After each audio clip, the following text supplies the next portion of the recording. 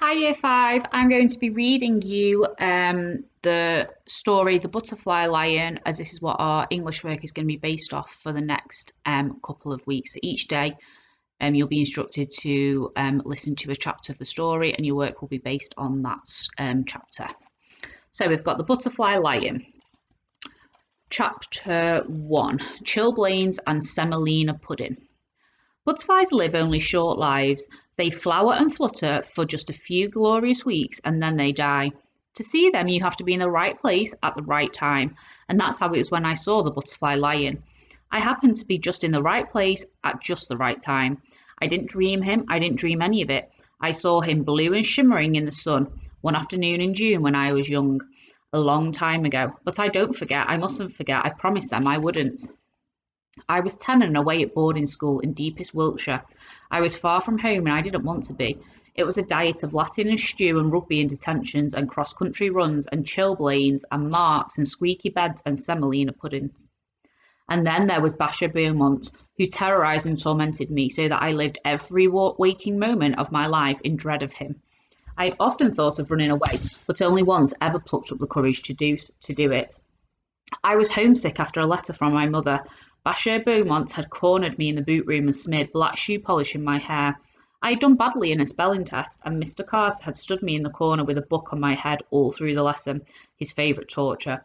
I was more miserable than I ever had been before. I picked at the plaster in the wall and determined there and then that I would run away. I took off the next Sunday afternoon. With any luck, I wouldn't be missed till supper, and by that time I'd be home and free. I climbed the fence at the bottom of the school park behind the trees where I couldn't be seen. Then I ran for it. I ran as if bloodhounds were after me, not stopping till I was through Innocent's Breach and out onto the road beyond. I had my escape all planned. I would walk to the station, it was only 5 miles or so, and catch the train to London. Then I'd take the underground home. I'd just walk in and tell them I was never ever going back. There wasn't much traffic, but all the same I turned up the collar of my raincoat so that no one could catch a glimpse of my uniform. It was beginning to rain now, those heavy hard drops that means there's more of the same on the way.